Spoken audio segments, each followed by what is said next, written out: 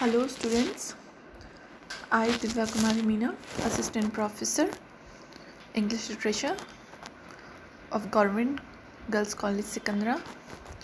Welcome all of you in the class of English Literature of BA Part 2nd year. Today we will study the poem Ode to Autumn written by John Keats. This poem was composed in 1819. We have already read the first stanza of the poem. Now we will study the remaining two stanza of the poem. In the second stanza, the autumn season is personified as a woman who does various operations or work in the field during autumn season.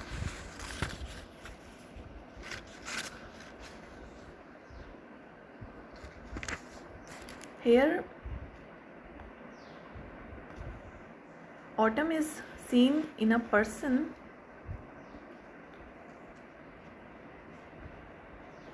who is a reaper, winnower, gleaner and a cider presser. Reaper is a person who cut the grain.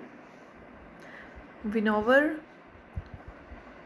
is a person who does the work of cleaning the grain, who separates the straw from the grain. And gleaner is a person who collects the grain. So through this stanza, autumn is seen in the figure of a woman performing different tasks related with this autumn season. I am going to read the lines of second stanza. Who hath not seen thee oft amid thy store? Sometimes whoever seeks abroad may find thee sitting careless on a granary floor, thy hair soft lifted by the winnowing wind, or on a half-reaped furrow sound asleep, drowsed with the fume of poppies, while thy hook spares the next swath and all its twined flowers.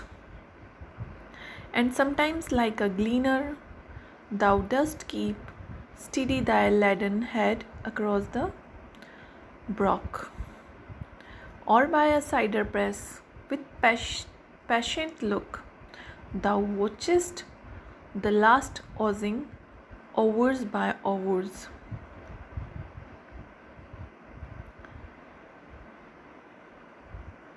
So the very first line is a rhetorical question. The poet asks, who hath not seen thee oft amid thy store?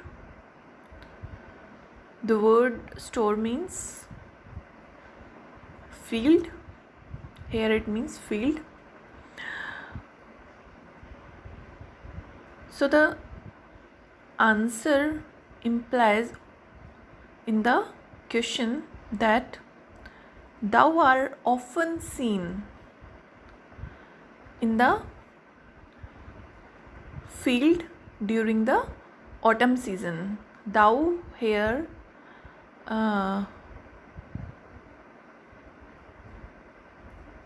refer to autumn season, that in autumn season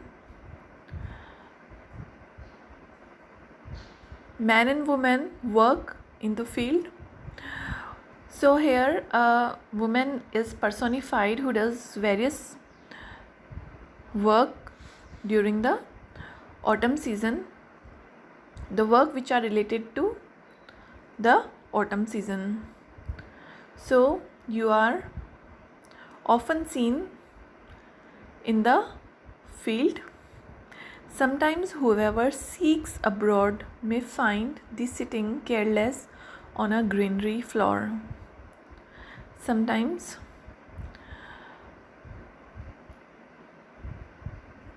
the person who try to find the importance of the autumn season, they may find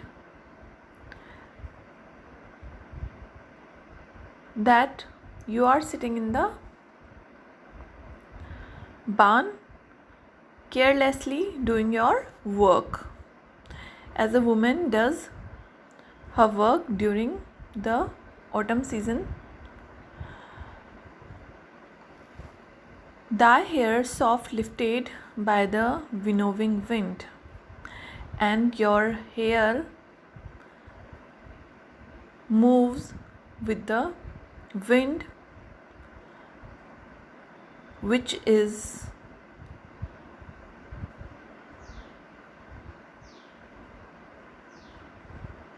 blow there for removing the straw from the grain,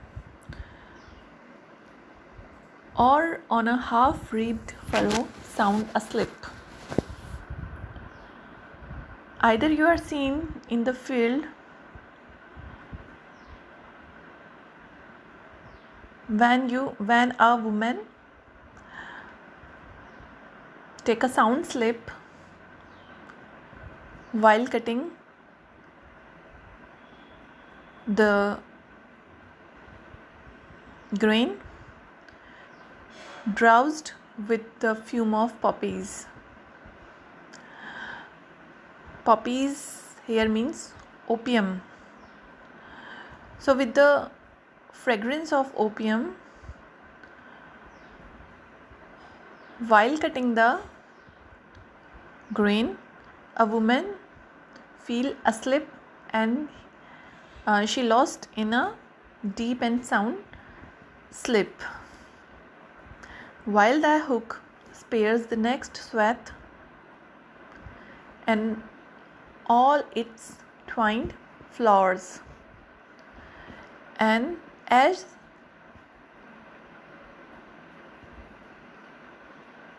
she takes sound sleep, the next row of corn remain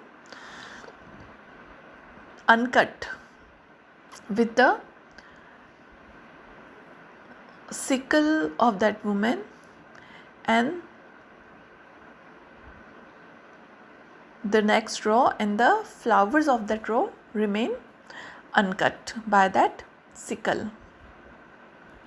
And sometimes, like a gleaner, thou dost keep steady thy leaden head across a brook. Brook means river. And sometimes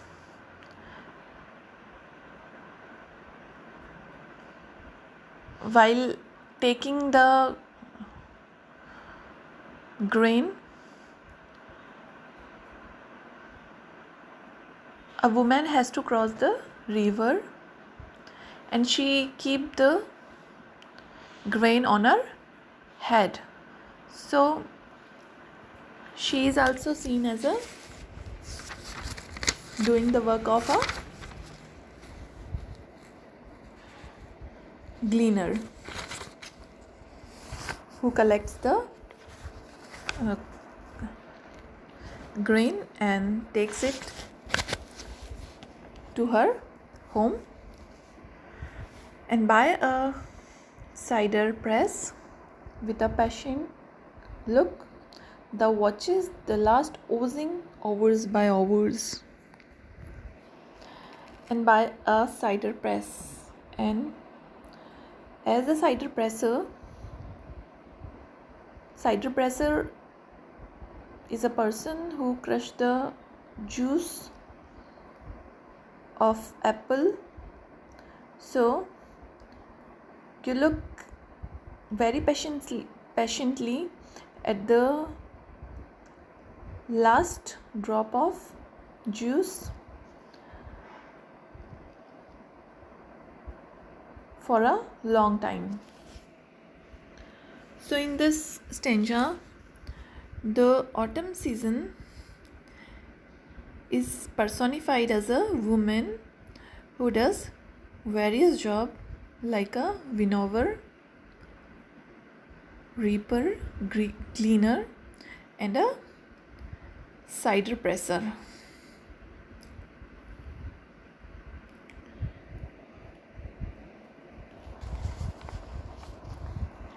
Now I am going to recite the third stanza. Where are the songs of spring? A. Where are they? Think not of them.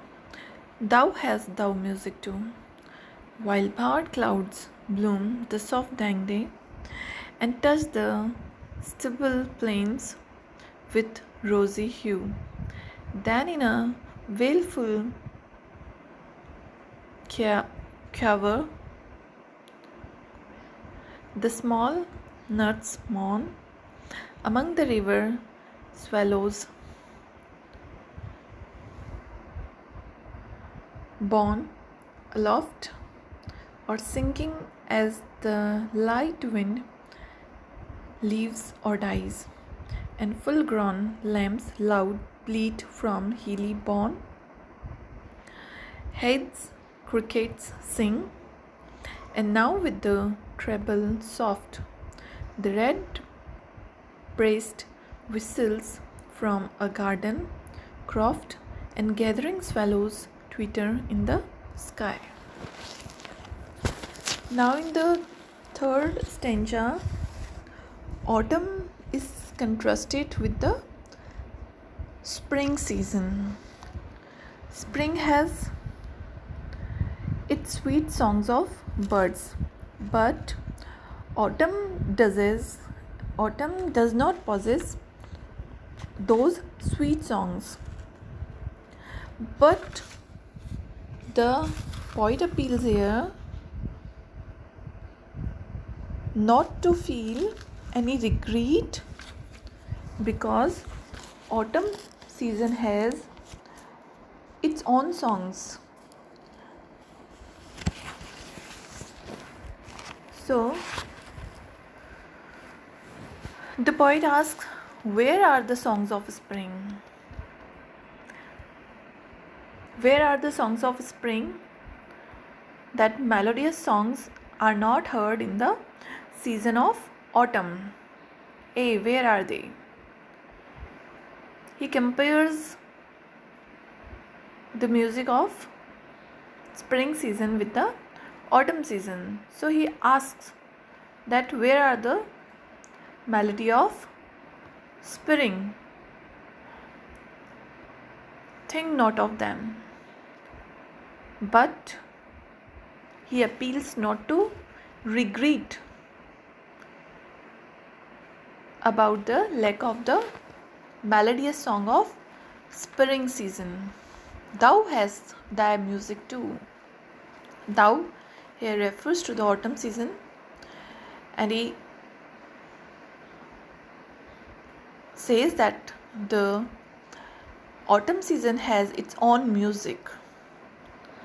While barred clouds bloom the soft dying day. Here is a picture of the time of sunset. The clouds are looking like the bars at the time of sunset. So he says that at the soft dying day, it means at the time of sunset, clouds have the shape of bars and touch the stubble plains with rosy hues. Stubble here means empty fields, because the grain has been reaped from the fields. So there is a rosy hue. Hue means color. There is a crimson color of the sunset is spread in the empty fields. So here is a imagination of the time of sunset. So at the time of sunset and in the wailful choir, the small nuts mourn. Here the music of the autumn season are described, that there is a sounds of nuts who are flying, who are small flying insects who sing collectively. Choir means collective singing, who sings collectively in their mournful sound. Among the river sallows. Sallows here means shrub. So at the side of the river there grows shrub.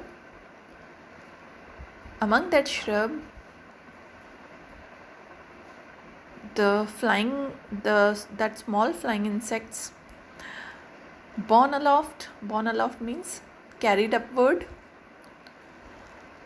So from that shrub which is grown at the side of river, there the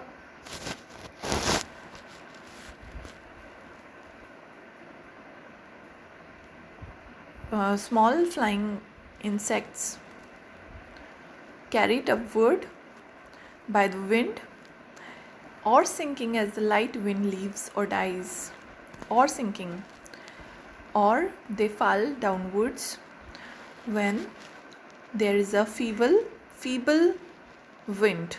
With the force of wind they are carried upward, and with the feeble or light wind they fall downwards. And while coming out from the shrub and moving into the shrub, they sing their mournful song. They produce a music collectively. Or sinking as the light wind leaves or dies, and full grown lambs loud bleat from hilly bourne. Bourne here means boundary. Bleat means cry. So from the heel, from the boundary of the heel, the sound of the cry of the lambs are heard during the autumn season. Hedge crickets sings. Hedge crickets here means grasshoppers. So the grasshoppers also produce their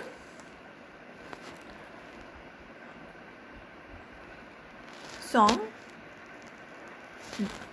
And now with treble soft, the red breast whistles from the garden croft.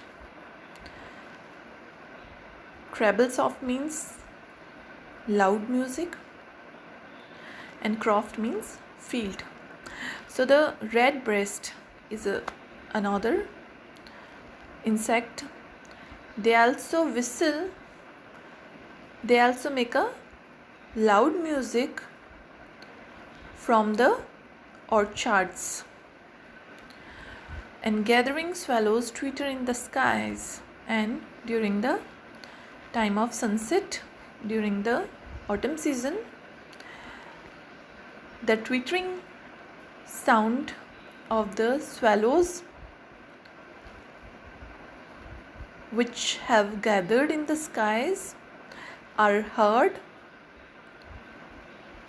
during the autumn season. So the